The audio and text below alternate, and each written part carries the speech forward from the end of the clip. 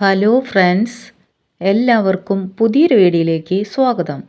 ഇന്ന് നമ്മൾ ഇടിച്ചക്ക വെച്ചിട്ട് ഇടിച്ചക്ക തോരനാണ് ഉണ്ടാക്കുന്നത്.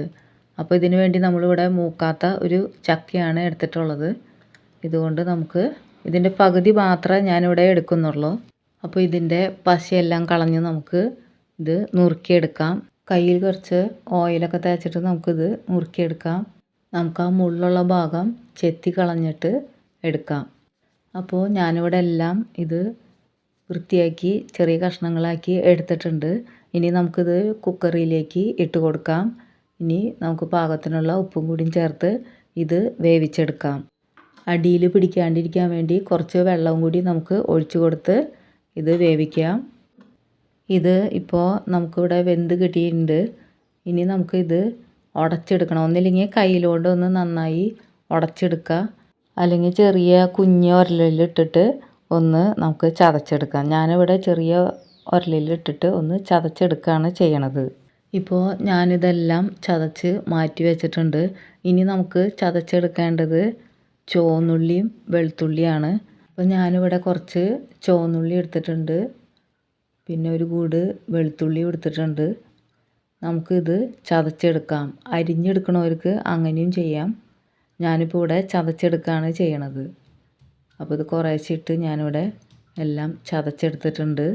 ഇനി നമുക്ക് ഒരു ചട്ടി അടുപ്പത്ത് വെച്ചിട്ട് ഇതിലേക്ക് കോക്കനട്ട് ഓയിൽ ഒഴിച്ചു കൊടുക്കാം. ഇതിലേക്ക് കോക്കനട്ട് ഓയിലാണ് എപ്പോഴും നല്ലത്. ഇനി ഓയിൽ ചൂടായി വരുമ്പോൾ നമുക്ക് ഇതിലേക്ക് നമ്മൾ ചതച്ച് വെച്ചിട്ടുള്ള ചുവന്നുള്ളിയും വെളുത്തുള്ളിയും നമുക്ക് ചേർത്ത് കൊടുക്കാം. ഇനി നമുക്കിത് നന്നായി ഒന്ന് ഇളക്കി കൊടുക്കാം. ഇതൊന്ന് വാടി വരുന്ന സമയത്ത് നമുക്ക് ഇതിലേക്ക് ചേർത്ത് കൊടുക്കേണ്ടത് 2-3 വറ്റൽമുളക് എടുത്തിട്ട് നമുക്ക് ഒന്ന് നുറുക്കിയിട്ട് കൊടുക്കാം. ഇതും കൂടി നമുക്ക് മൂപ്പിച്ചെടുക്കാം. ഇനി നമുക്ക് ഇതിലേക്ക് ചേർത്ത് കൊടുക്കേണ്ടത് കറിവേപ്പിലയാണ്.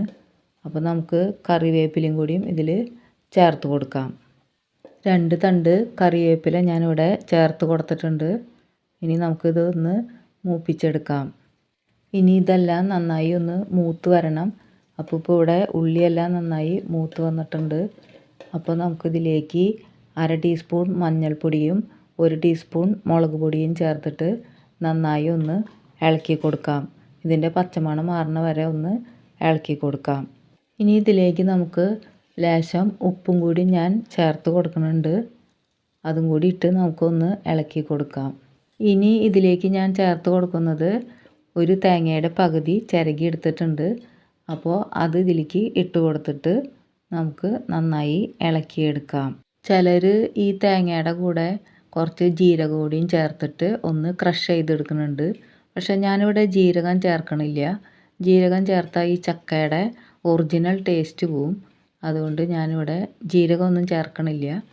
ഇപ്പോൾ ഇവിടെ തേങ്ങ നന്നായി ഒന്ന് നമ്മൾ ഇളക്കി യോജിപ്പിച്ചെടുത്തിട്ടുണ്ട്. ഇനി നമുക്ക് നമ്മളിവിടെ ചതച്ച് വെച്ചിട്ടുള്ള ചക്ക നമുക്ക് ഇതിലേക്ക് ഇട്ട് കൊടുക്കാം. ഇത് ഇട്ടിട്ട് നന്നായി ഒന്ന് നമുക്ക് ഇളക്കി യോജിപ്പിച്ചെടുക്കാം.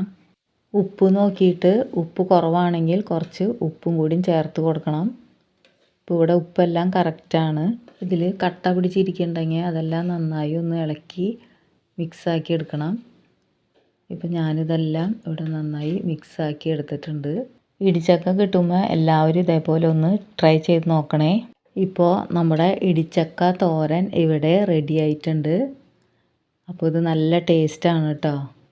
അപ്പോൾ വീഡിയോ ഇഷ്ടമായാൽ ലൈക്ക് ചെയ്യണേ, ഷെയർ ചെയ്യണേ, സബ്സ്ക്രൈബ് ചെയ്ത് സപ്പോർട്ട് ചെയ്യണേ. അപ്പോൾ അടുത്ത വീഡിയോയുമായി വീണ്ടും കാണാം. Thank you for watching.